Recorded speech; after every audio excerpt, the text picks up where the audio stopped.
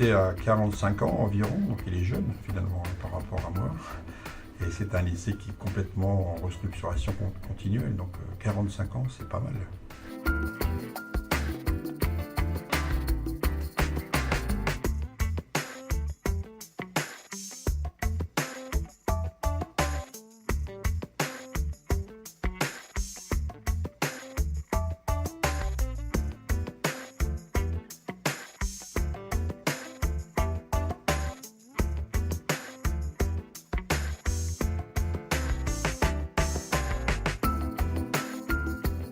Il y a plusieurs formes de gestion. Il y a la gestion des personnels, il y a la gestion matérielle, financière. Donc, sur la gestion des personnels, c'est forcément le rectorat qui nous donne les sections, les structures. Donc, on en déduit des besoins en personnel. Concernant les personnels autres qu'enseignants, c'est la région qui gère donc, les personnels de service, les TOS, les secrétaires. Concernant la gestion financière, c'est une dotation de la région, de la taxe d'apprentissage et ensuite le conseil d'administration qui valide les répartitions, les projets dans tous les domaines. L'image au départ, quand je suis arrivé, je me dis tiens, le lycée il a changé énormément. Donc il s'est modernisé beaucoup. À l'époque, il ne faut pas oublier que les élèves, les ateliers, la plupart des ateliers s'étaient ouverts en gros œuvre. Donc on avait des élèves qui travaillaient l'hiver, qui avaient des vêtements d'hiver. Maintenant, on ne s'en rend pas compte maintenant, mais ça s'est beaucoup amélioré. Donc on a du chauffage. Donc j'ai surtout gardé à l'époque où c'était pas très modernisé. Et maintenant, on a beaucoup plus de moyens qu'avant.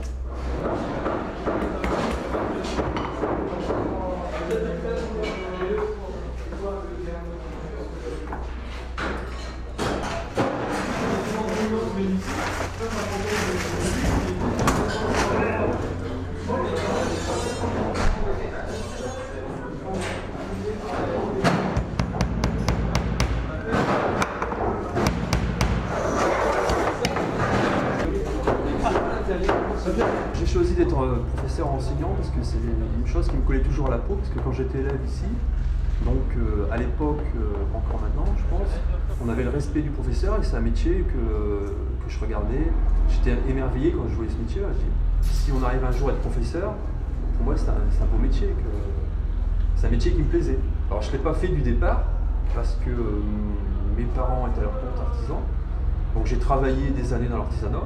Donc comme beaucoup, comme vous, je pensais qu'il y a des matières qui ne servaient à rien, parce que je dis tiens l'anglais ça ne servait à rien, alors que maintenant j'ai eu des clients qui étaient anglais, donc je côtoie aussi maintenant des amis anglais. Donc pour vous dire que toutes les matières sont nécessaires. Alors pourquoi j'étais enseignant après j'étais enseignant, donc le savoir-faire que j'ai eu en chantier, je le mets en place avec mes élèves. Parce que la différence avec enseignement général, en enseignement professionnel, il faut des années d'expérience avant de mettre en place avec les élèves.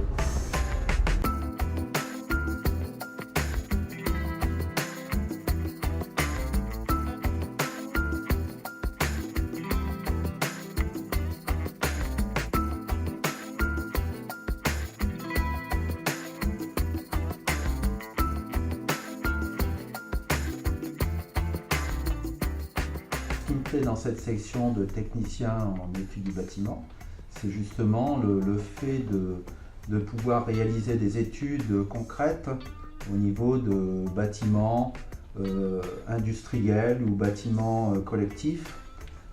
Par exemple, on pourra travailler sur l'étude de prix, on pourra travailler en dessin assisté par ordinateur, faire des plans, ou en organisation de chantier.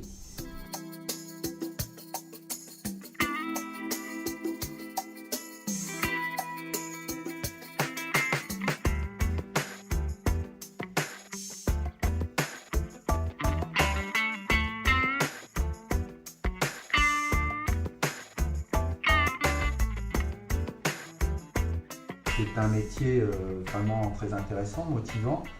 Le fait de faire passer des notions professionnelles aux élèves, des élèves qui normalement sont intéressés par le métier puisqu'ils sont en bac professionnel justement. Ce sont eux qui ont choisi de venir dans cette section et il est intéressant pour quelqu'un de transmettre son savoir. Taille de montant, 2,50 m, 2,60 m, 3 mètres, etc. Se vend dans le commerce. Donc on voit la petite différence entre les rails et le bas et les montants. Les montants ils sont ajourés. On voit bien. Vous voyez ici sur la photo, ici ils sont ajourés. Alors pourquoi ils sont ajourés à votre avis? Avec les fils.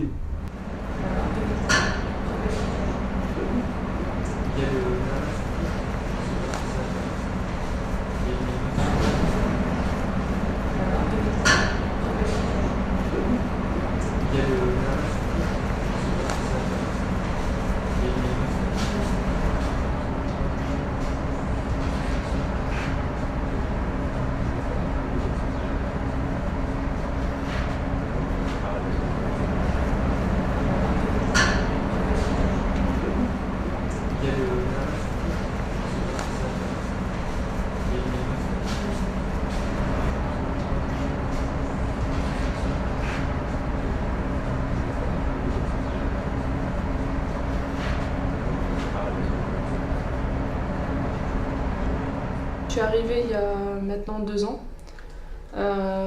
suite à un changement de réorientation. Donc, je viens d'une seconde générale, je viens de Gambetta et j'ai fait ce choix parce que la générale ne me plaisait pas, j'étais plus orientée vers le bâtiment. Grâce à ça, j'ai fait aussi des tests psychotechniques qui m'ont assuré mon choix et pour venir jusqu'ici.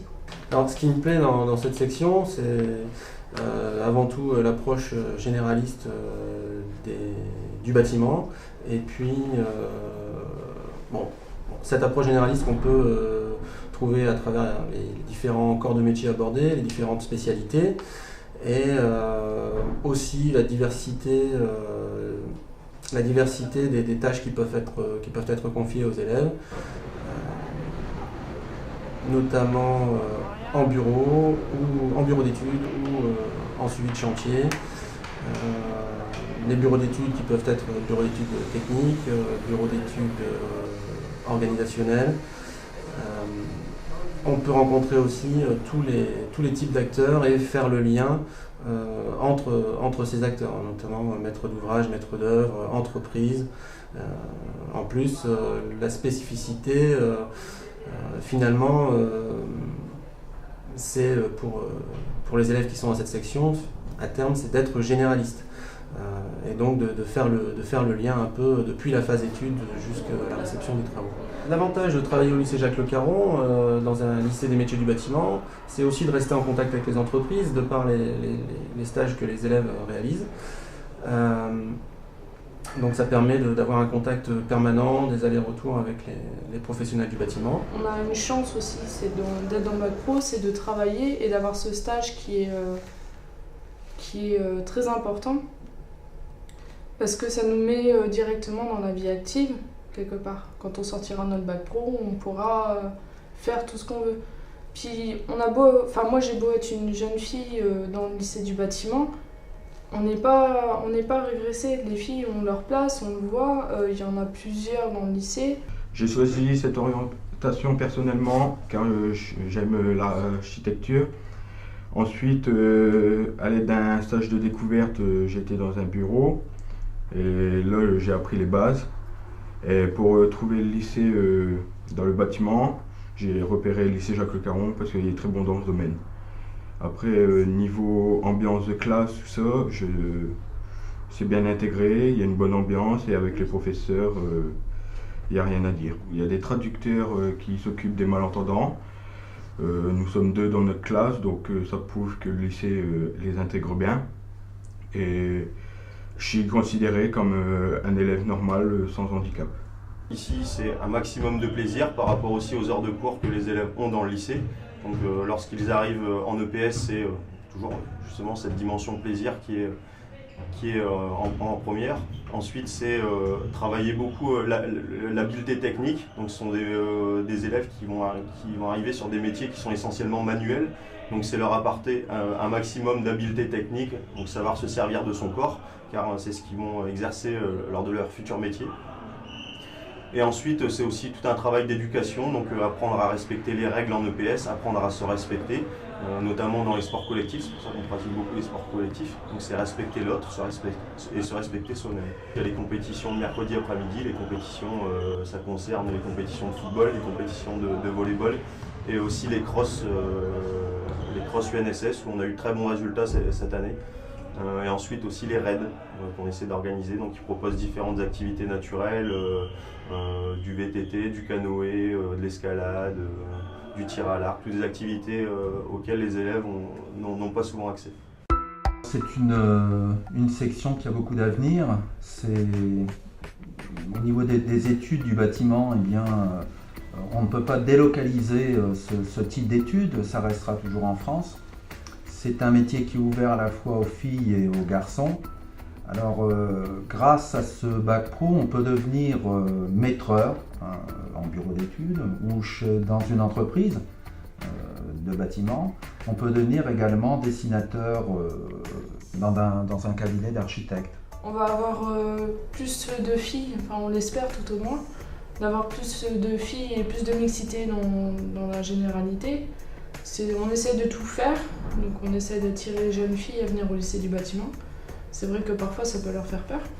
Et dans le principe de gestion de projet, on va de plus en plus s'orienter vers la conception-réalisation.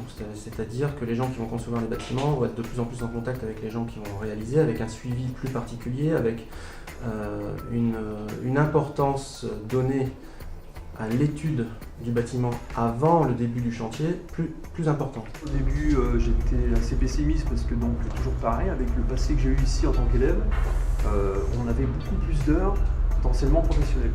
Donc on apprend pour un métier professionnel, donc j'ai peur pour la suite, vu le nombre d'heures qu'on fait en atelier, j'ai peur pour la suite qu'on trouve des élèves qui arrivent en chantier et qu'on leur demande de faire des travaux qu'ils ne savent pas faire. Ben moi, je suis très optimiste parce que c'est un lycée qui gère des formations dans le domaine du bâtiment, qui accueille des jeunes de formation initiale, formation par apprentissage, des adultes en formation continue, des jeunes motivés, c'est ce qui est intéressant. À travers ça, donc, il y a de la réussite. Je souhaite devenir soit architecte ou dessinateur projeteur. Et après mes études, je pense ouvrir un cabinet d'architecture avec mes deux grandes cousines qui sont déjà eux-mêmes architectes.